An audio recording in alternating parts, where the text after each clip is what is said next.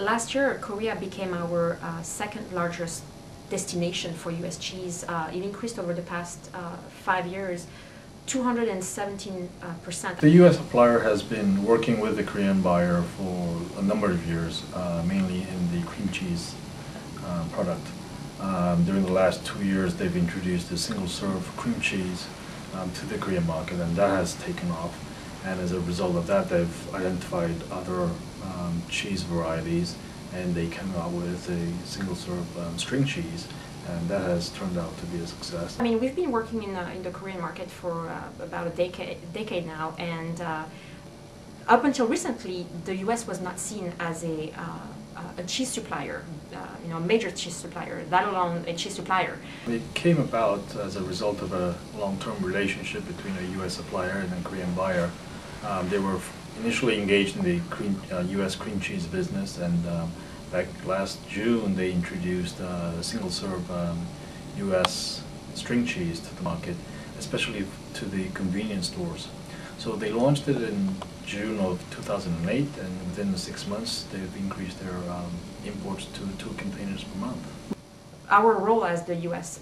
Dairy Export Council is to connect the people and act as the bridge between the supplier and the buyer. It was a success because when we first initially launched it, it was accepted by 1 convenience store, and within 6 months now it's being sold through the 3 top convenience store chains, including 7-Eleven, GS Mart, and Family Mart.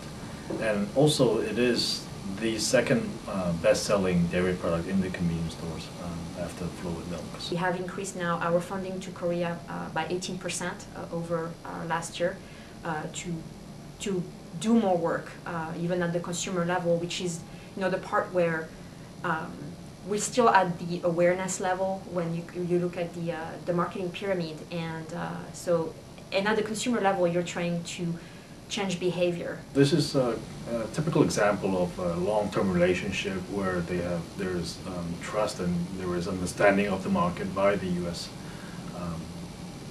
Member. So it's not something that happens within a day or two.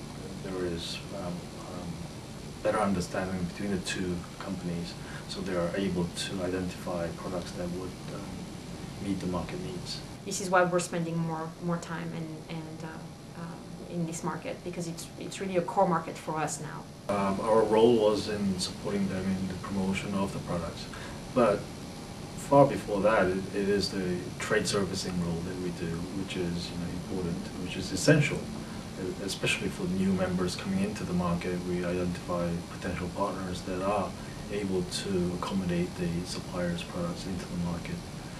So I guess our biggest role is to facilitate the U.S. supplier in partnering with the right potential partners for the Korean market, and once they have the products in, to promote those products to the appropriate audience. We're actually this year starting a consumer website where we're going to be introducing recipes on how to use cheese, and there will be also an area where it will educate the people about the U.S. as a supplier. So obviously, it probably will have, it will educate, grow the pie as a whole. But our goal is to make the U.S. An important supplier to the market and be recognized for it. The consumption of dairy overall is on the increase. The Korean diet is changing, and dairy is more of a Western diet than a local diet. But as our diet is changing, consumption of cheese, butter, etc., dairy products is on the increase. So the future outlook is positive. We're eating less of the traditional diet in terms of like rice. We're eating less of rice. We're eating more of bread. We're eating more of pizza than ever before. So the dairy import is very optimistic.